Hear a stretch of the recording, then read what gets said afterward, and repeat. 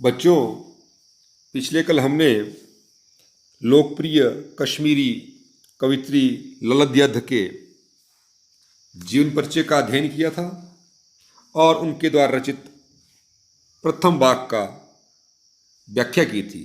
आज हम उनके द्वारा रचित शेष 3 वाक्य की व्याख्या करेंगे। खा खाकर कुछ पाएगा नहीं, ना खाकर बनेगा अहंकारी। सम खा तभी होगा संभावी, खुलेगी सांकल बंद द्वार की। कठिन शब्दों के अर्थ: अहंकारी, घमंडी; सम, अंतःकरण तथा बाह्य इंद्रियों का निग्रह; संभावी, समानता की भावना; खुलेगी सांकल बंद द्वार की, मन मुक्त होगा, चेतना व्यापक होगी। खा खाकर कुछ पाएगा नहीं, ना खाकर बनेगा अहंकारी। तो बच्चों, इन पंक्तियों में लोकप्रिय कश्मीरी कवित्री ललदयद्ध जी कहती हैं कि हे मानव, यह संसार तो मायात्मक है, माया रूपी है। तू इसके भ्रम में रहकर परमात्मा की प्राप्ति नहीं कर पाएगा। सुखों की प्राप्ति करता हुआ और नित्य तरह तरह के व्यंजन खाकर तू कुछ नहीं पाएगा। यदि बाह्य आडंबर करता हुआ तू व्रत के नाम पर कुछ नहीं खाएगा, तो स्वयं को संयमी मानकर तू अहंकार का भाव अपने मन में लाएगा, स्वयं को योगी तपी मानने लगेगा। समखा तभी होगा संभावी, खुलेगी सांकल बंद द्वार की। कवित्री जी कहती हैं, यदि तू परमात्मा को वास्तव में पाना चाहता है तो अपने अंतःकरण और बाह्य इंद्रियों का निग्रह कर, अपने तन मन पर नियंत्रण कर।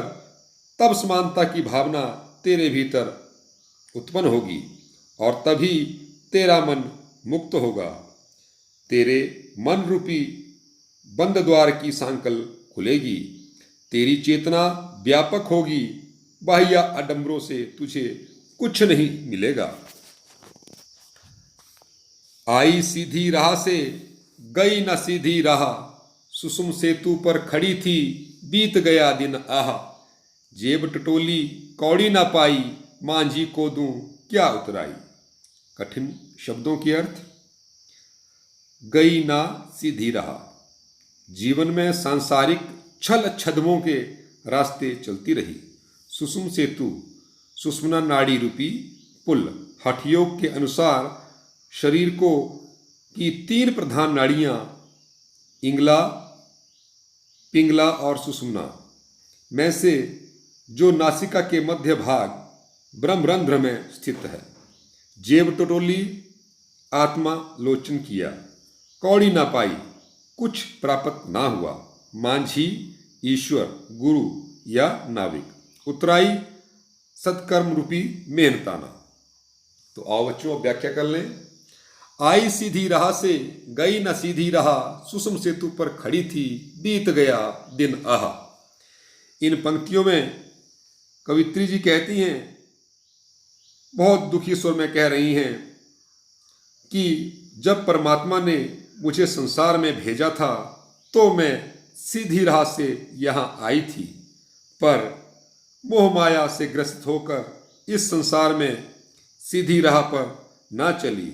मैं सुषुम्ना से नाड़ी रूपी पुल पर खड़ी रही और मेरा जीवन रूपी दिन बीत गया। अर्थात हठयोग ने मुझे रास्ता तो दिखाया था, पर मैं ही अज्ञानवश उस मार्ग पर पूरी तरह चल नहीं पाई।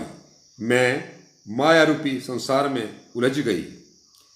जेब टटोली कौड़ी ना पाई, मांझी को दूं क्या उतराई।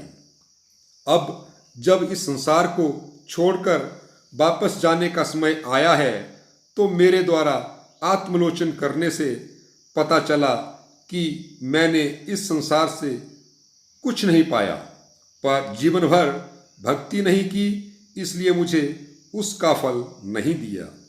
मुझे नहीं पता कि अब मैं उत्तराई के रूप में नाविक रूपी ईश्वर को क्या दूंगी। कहने का भाव है कि मैंने अपना जीवन व्यर्थ ही गंवा दिया है और मेरे पास सदकर्म रूपी मेहनताना भी नहीं है। थल थल में बसता है शिव ही, भेद ना कर क्या हिंदू मुसलमान। ज्ञानी है तो स्वयं को जान, वही है साहिब से पहचान। कठिन शब्दों के अर्थ: थल थल सर्वत्र, सब जगह, चहुओर; शिव ईश्वर, भेद अंतर, साहिब स्वामी या ईश्वर। थल थल में बसता है शिव ही, भेद ना कर क्या हिंदू मुसलमान। लोकप्रिय कवित्री ललित कहती हैं कि शिव तो इस संसार में हर जगह विद्यमान है। प्रभु का स्वरूप तो प्रत्येक वस्तु के कण कण में समाया हुआ है। आप चाहे हिंदू हैं या मुसलमान, उस परमात्मा को जानने पहचानने में कोई अंतर ना करो। ज्ञानी है तो स्वयं को जान, वही है साहिब से पहचान। यदि आप ज्ञानवान हैं तो स्वयं को पहचानो। स्वयं को पहचानना ही परमात्मा को पहचानना है, क्योंकि परमात्मा ही तो आपके जीवन का आधार है। वही आपके भीतर है और आपके जीवन की गति का आधार है। ईश्वर सर्वव्यापक है, इसलिए धर्म के आधार पर उसमें भेदभाव नहीं किया जाना चाहिए।